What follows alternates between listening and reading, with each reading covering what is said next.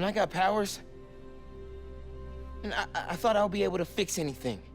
Do anything that Spider-Man does. Whenever you say Spider-Man, you always mean the other one. You're Spider-Man. You can fix this. Your way. Marvel's Spider-Man Miles Morales is out, and by now many would have finished the main story.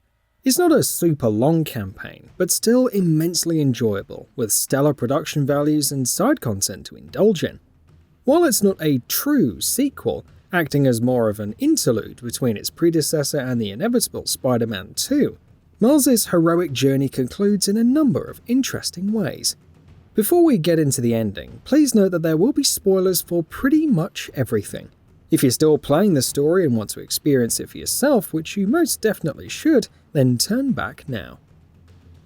As noted before release, the story sees Energy Corporation Roxxon investing in the new Roxxon Plaza for Harlem, where Miles and his loved ones live.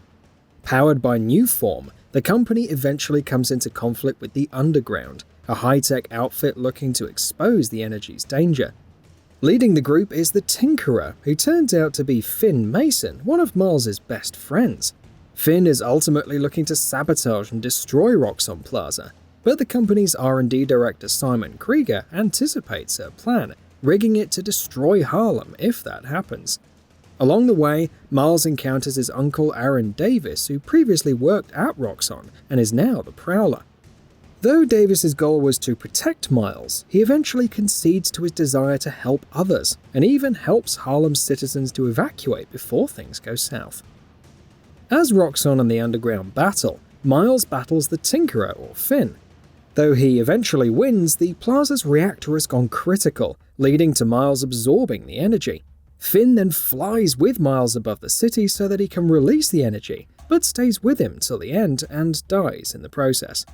Miles survives, and with a few of Harlem's residents keeping his identity secret, Krieger is arrested after Davis turns himself in, and Peter Parker, who travelled to Symkaria, returns, and the duo resume their crime-fighting duties. Midway through the credits, however, we switch to the POV of Harry Osborn in a containment tank. Norman Osborn walks in and speaks to Dr. Kurt Connors about releasing Harry, though Connors warns about the potential dangers of, well, you know what. The symbiote doesn't react as much as it did in the post-credits scene for Spider-Man, but the conclusion is clear. Venom will be entering the fray soon. But there could be more to the sequel's story than that. It's first important to understand that in one Marvel Comics universe, Earth 12041, Harry Osborn bonded with the symbiote, first becoming the Black Suit Spider-Man and then turning into Venom. This universe is the designation used for the Ultimate Spider-Man animated series and comic books, which have separate stories. The animated series is interesting due to the number of parallels you could draw with Insomniac's first Spider-Man, like Dr. Octopus taking revenge against Norman Osborn, though the reasons are different, and in the series, the Doc was responsible for turning Osborn into the Green Goblin. In this universe, Harry opposed Spider-Man as Venom, and despite being freed, it would re-emerge several times throughout the series. At one point, he even became anti-Venom. Interestingly, when Venom re-emerged a second time, it was while Harry was asleep. Over the course of the series, he'd harbour an intense hatred for Peter, driven primarily by his father being more interested in Spider-Man than him. So, from the outset, Harry becoming Venom and being playable in Insomniac's Spider-Man 2 is very much possible.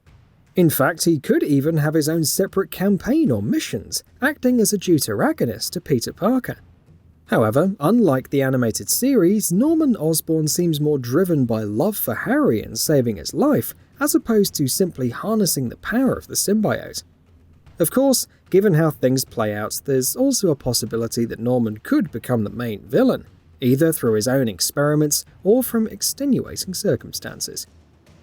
It could be akin to the 2002 Spider-Man film, where to obtain an important contract, Norman experiments on himself and becomes the Green Goblin.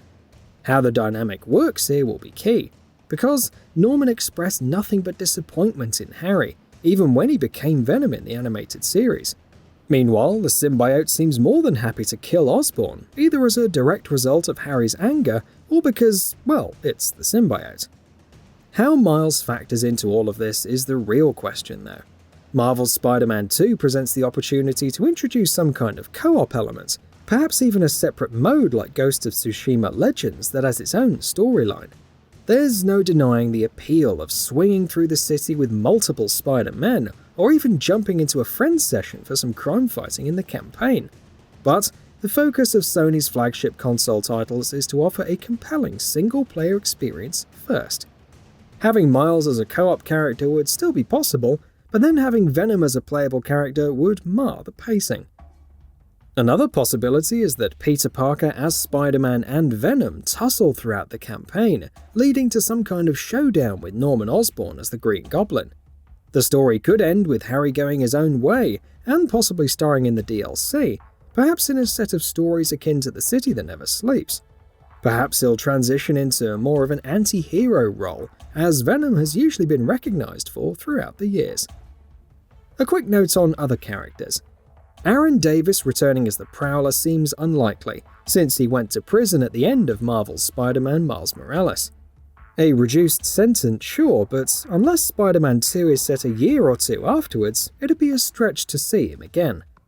Yuri Watanabe could definitely make an appearance as Wraith, especially after her actions in The City That Never Sleeps, but it's unlikely that she has more than a dedicated arc or a few appearances, due to the number of other pressing storylines that could unfold in the sequel. One thing's for sure though, Simon Krieger making a comeback is almost impossible. While he goes to jail, likely for a long time due to Roxxon's actions, his character was eventually killed off in the comics. So, even if he survives in the video games universe and is perhaps referenced in the sequel, having a direct impact on the plot is highly unlikely. Marvel's Spider-Man 2 will likely release by 2022, with Insomniac currently focusing its resources on Ratchet & Clank Rift Apart, which launches in the first half of 2021. There's no doubt that development has already begun, but how will Manhattan change? Will we explore more of New York City? Time will only tell, but there's certainly a lot to potentially look forward to.